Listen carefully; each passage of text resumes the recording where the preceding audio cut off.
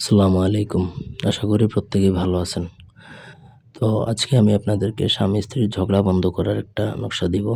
পাশাপাশি দুজনের মিল মহব্বত সৃষ্টি হবে। মানে একটা নকশার ২ টা কাজই হবে। এক হচ্ছে স্বামী-স্ত্রীর ঝগড়াটা বন্ধ হয়ে যাবে।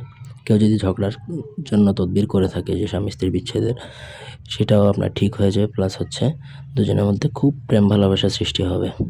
মানে একই নকশায় ২ টা কাজই হবে। তো আপনাদের ব্যক্তিগত যেকোনো প্রয়োজন বা যেকোনো সমস্যা সমাধানের জন্য স্ক্রিনে দেওয়া নাম্বারে সরাসরি ফোনে, হোয়াটসঅ্যাপে অথবা ইমোতে যোগাযোগ করে যেকোনো কাজ আপনারা আমাদেরকে দিয়ে করাতে পারবেন, দেশে কিংবা দেশের বাইরে থেকে। স্ক্রিনে দেওয়া নকশাটা আপনাকে স্বামীর ব্যবহৃত কাপড় অথবা স্ত্রীর ব্যবহৃত কাপড় অথবা দুজনের ব্যবহৃত কাপড়ের মধ্যে লিখবেন। এক কালার কাপড়ের মধ্যে লিখবেন, না হলে নকশা লিখলে বোঝা যায় না। নকশা লিখতে হবে হচ্ছে অরিজিনাল কস্তুরীর কালি দ্বারা।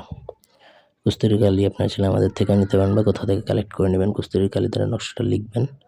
নিচে স্বামী স্ত্রী দুজনের নাম লিখবেন। তারপর একটা নকশা স্বামী স্ত্রী যেই ঘরে থাকে সেই ঘরে কোথাও লুকিয়ে দাফন করে দিতে হবে এবং একটা নকশা পানি বা শরবতের সাথে ডুবিয়ে উভয়কে খাইয়ে দিতে পারলে দুজনের মধ্যে কিন্তু সেই যেই ঝগড়াটা সেটা কিন্তু কেটে যাবে। এমনকি ডিভোর্সও যদি হয়ে যায় সেই সম্পর্কটাও পুনরায় ঠিক হয়ে যাবে এই নকশার দ্বারা যদি কাজ করেন। দুজনকে খাওয়াইয়ে দিতে পারলে একজন আরেকজনকে ছাড়া থাকতেই পারবে না। তাদের মধ্যে পুনরায় প্রেম ভালোবাসা সৃষ্টি হবে। ঠিক আছে? আর ঘরের মধ্যে রাখতে পারলে সেই দুজনের মধ্যে কিন্তু মিল মহব্বত যত দিন যাবে তত গাঢ় হবে। এক পর্যায়ে কোনো ধরনের তান্ত্রিক ওঝা কবিরাজ কেউ কিন্তু আর তাদের সেই সম্পর্কটা আর কাটাতে পারবে না বা নষ্ট করতে পারবে না। আশা করি বুঝাইতে পারছি। তবে যদি কোনো কিছু বুঝতে অসুবিধা থাকে আমাদের সাথে কমেন্টে জানাতে পারেন। আমি কমেন্টে রিপ্লাই দিয়ে বুঝিয়ে দেওয়ার চেষ্টা করব। ব্যক্তিগত যেকোনো কাজ বা যেকোনো সমস্যা আপনারা সমাধান যদি আমাদেরকে দিয়ে করাতে চান স্ক্রিনে দেওয়া নাম্বারে যোগাযোগ করতে পারেন। এই ছিল আজকের ভিডিও। ধন্যবাদ।